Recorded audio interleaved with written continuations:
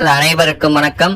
இந்த பதிவுல நான் உங்களுக்கு சொல்ல போவது ஒரு பிரேக்கிங் நியூஸ் அப்டேட். இந்த ஒரு வீடியோவை பார்த்தாலே போதும், இனி வரப்போற டிஎன்பிஎஸ்சி குரூப் 4 குரூப் 2 போன்ற எல்லா தேர்வுகளையும் இனி என்ன நடக்க போறது என்பது 100% உங்களுக்கு தெரிஞ்சிடும். இந்த வீடியோ ரொம்ப ரொம்ப முக்கியமான வீடியோ. மொத்தம் 3 வெரி இம்பார்ட்டன்ட் அப்டேட்ஸ் இன்னைக்கு நடந்திருக்கு. இந்த 3ஐயும் நான் உங்களுக்கு கிளியரா இந்த பதிவுல சொல்லியிருக்கேன். இந்த வீடியோவை கடைசி வரும் பார்க்காம போனீங்கன்னா இந்த 3 இம்பார்ட்டன்ட் அப்டேட்ஸ் உங்களுக்கு மிஸ் ஆயிடும். எனவே மாணவர்கள் கடைசி வரை இந்த வீடியோவை ஸ்கிப் பண்ணாம பாருங்க. முதல் இம்பார்ட்டன்ட் அப்டேட் சிலபஸ் சேஞ்ச் பத்தினதுதான். மாணவர்களே, டிஎன்பிஎஸ்சி குரூப் 4 குரூப் 2 சிலபஸ் மாற போகிறதா? இது உண்மையான நீங்க யோசிக்கலாம். இன்று நடந்த ஒரு மிக முக்கியமான நிகழ்வு அதற்கு பதிலாக அமைந்திருக்கிறது. டிஎன்பிஎஸ்சி மாணவர்களுடைய வாழ்க்கையை அந்த நிகழ்வு மாற்ற போகிறது, அதாவது சேஞ்ச் செய்ய போகிறது. இந்த நியூஸை கேட்கும் போது பல மாணவர்களுக்கு ஷாக்கா இருக்கும். ஆனா நல்ல செய்தி தான் நமக்கு வந்திருக்கிறது. தற்போது இருக்கக்கூடிய சிலபஸ்ல, அதாவது சமீபத்தில் மாற்றப்பட்ட நியூ சிலபஸ்ல நிறைய out source topics and degree லெவல்ல கொஸ்டின்ஸ் அண்ட் சிலபஸ் இருந்தது. டிஎன்பிஎஸ்சி படிக்கிற மாணவர்களாகி நீங்கள் நீண்ட நாட்களாக கவர்மெண்ட் கிட்ட டிமாண்ட் வச்சுக்கிட்டே இருந்தீங்க. பல்வேறு விதமான போராட்டங்கள், பல்வேறு விதமான கோரிக்கைகள் என தொடர் முயற்சிகளால உங்களுடைய கோரிக்கையை டிமாண்டா வச்சுக்கிட்டே இருந்தீங்க. அந்த கோரிக்கைகளுக்கு இப்போது ரெஸ்பான்ஸ் வரப்போகிறது, நல்ல முடிவு வரப்போகிறது. அந்த நல்ல முடிவு சிலபஸ் தொடர்பானதுதான். எனவே சிலபஸ் சேஞ்ச் ஆகுமா என நீங்கள் பேனிக்காக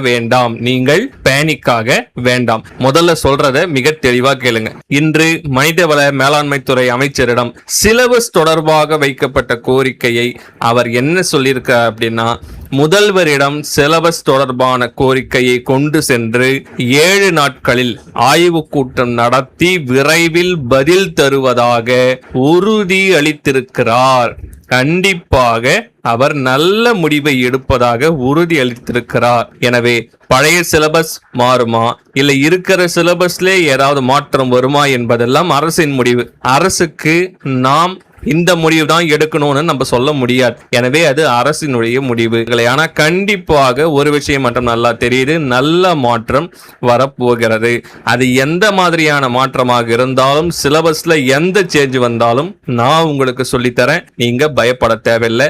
அது வரைக்கும் நீங்க என்ன பண்ணணும் அப்படின்னா, தற்போது இருக்கக்கூடிய சிலபஸை கண்டிப்பாக படித்து கொண்டே இருக்க வேண்டும். ஏன்னா தற்போது இருக்கக்கூடிய சிலபஸ் தான் ஹெவி சிலபஸ். இந்த சிலபஸையே நீங்க தொடர்ச்சியா படிச்சுக்கிட்டே வந்தீங்கன்னா எப்படி சிலபஸ் மாத்தினாலும் நம்மால் வரக்கூடிய எந்த தேர்வையும் மிக எளிமையாக தேர்ச்சி பெற முடியும். இரண்டாவது அப்டேட் என்ன நீங்க பாத்தீங்கன்னா, இன்றைய நாளின் மிக முக்கியமான தகவல் தான் அது. அந்த தகவல் என்னன்னா, மனிதவள மேலாண்மை துறை அமைச்சர் நடத்திய சந்திப்பு சாதாரண சந்திப்பு கிடையாது.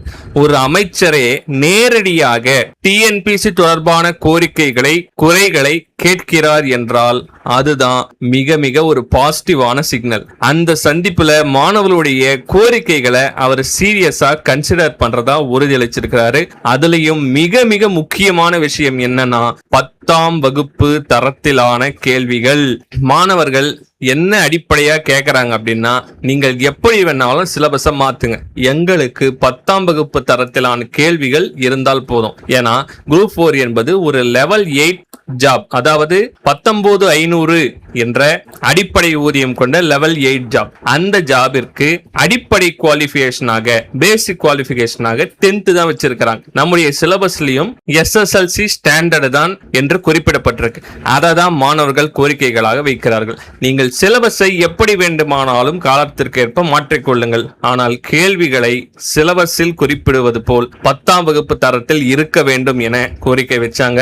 அந்த கோரிக்கைகள் செவிசாய்க்கப்பட்டிருக்கிறது. 10ஆம் வகுப்பு தரத்திலான கேள்விகளை இனி வரும் காலத்தில் நாம் எதிர்பார்க்கலாம். எனவே மாணவர்களை, குறிப்பாக 10th குவாலிஃபிகேஷன் கொண்ட தேர்வுகளுக்கு SSLC ஸ்டாண்டர்ட் தரத்திலான கேள்விகளை நாம் இனி வரும் தேர்வுகளில் எதிர்பார்க்கலாம். இது இரண்டாவது மிக இம்பார்ட்டன்ட் அப்டேட்.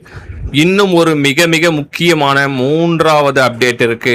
அது என்னன்னா வேக்கன்சி அப்டேட். இந்த மூணாவது அப்டேட் தான் ரொம்ப ரொம்ப ரொம்ப இம்பார்ட்டன்டான அப்டேட். கடந்த குரூப் 4 அதற்கு முன்னாடி நடந்த குரூப் 4 தேர்வுலாம் இதற்கு முன்பு இருந்தது போல 10,000 12,000 வேகன்சிலாம் அவங்க எடுக்கல. 4,000 6,000 7,000 மிக குறைவான வேகன்சி தான் எடுத்தாங்க. எனவே மாணவர்களாகி நீங்கள் வேகன்சி இன்க்ரீஸ் பண்ணணும் அப்படின்ற கோரிக்கையை வச்சுக்கிட்டே இருந்தீங்க.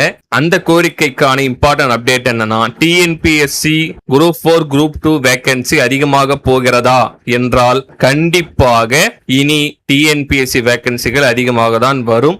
அதற்கான நடவடிக்கைகள் எடுக்கப்பட்டு வருகிறது. அதற்கான ப்ரூஃப் நான் உங்களுக்கு காமிக்கிறேன் பாருங்க. காலி பணியிட விவரம் கோரி இருக்கிறாங்க. எப்பொழுது கோரி இருக்கிறாங்கன்னா 14-15 அதாவது இந்த மே மாதத்தினுடைய மே 14-15 தேதியிலேயே காலி பணியிட விவரத்தை மிக சரியாக அளிக்கும்படி பள்ளிக்கல்வித்துறையில் இருந்து பாத்தீங்கன்னா ஒரு தகவல் வெளியாகி இருக்கு. அது தொடர்பான கூட்டங்களும் 14-15 தேதி நடைபெற்றிருக்கிறது. காலி பணியிட விவரங்களும் அரசுக்கு தெரிவிக்கப்பட்டுள்ளது. இதே போல ஒவ்வொரு துறையில் இருந்தும் காலி பணியிட விவரங்கள் மிகச் சரியாக எடுக்கப்பட்டு வருகிறது என்பதை நான் உங்களுக்கு தெரிவிச்சுக்கிறேன். எனவே இனி வரும் காலங்களில் நிச்சயமாக காலி பணியிடம் அதிகரிக்கும். இது வெரி வெரி இம்பார்ட்டன்ட் அப்டேட் மட்டும் இல்ல, நல்ல செய்தி. இதுல மிக முக்கியமான விஷயம் என்னன்னா எவ்வளவு வேகன்சி இன்க்ரீஸ் ஆனாலும் நீங்க ப்ரிப்பேர் பண்ணலனா எந்த பயனும் இல்லை. எனவே மாணவர்களை ப்ரிப்பரேஷனை மட்டும் விடாதீங்க. இந்த 3 அப்டேட்ஸும் கேட்ட பிறகு நீங்க என்ன செய்யணும்னா முதல் விஷயம் பயப்படக்கூடாது. சிலபஸ் எப்படி மாறினாலும் நான் உங்களுக்கு சொல்லி தர போறேன். என்ன சேஞ்சஸ் வந்தாலும் பார்த்துக்கலாம்.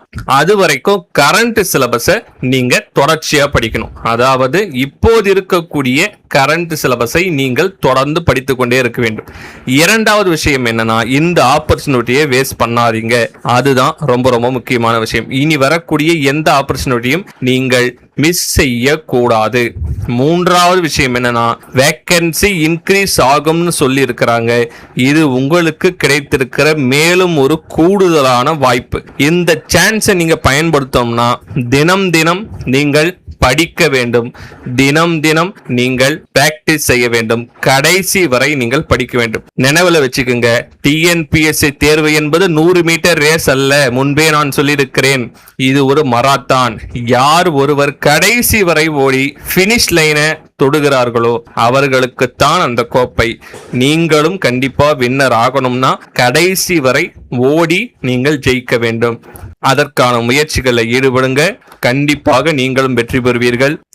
இந்த 3 இம்பார்ட்டன்ட் அப்டேட்ஸ் உங்களுக்கு யூஸ்ஃபுல்லா இருந்துச்சுன்னா லைக் பண்ணுங்க. உங்களுடைய நண்பர்களுக்கு இந்த விஷயம் கண்டிப்பா போய் சேரணும். அதற்காக ஷேர் பண்ணுங்க. இந்த அப்டேட்ஸ் பத்தி நீங்க என்ன ஃபீல் பண்றீங்க என்பதை கமெண்ட் பண்ணிட்டு போங்க. அடுத்த ஒரு மிக மிக முக்கியமான வகுப்புல நான் உங்களை சந்திக்கிறேன். நன்றி, வணக்கம்.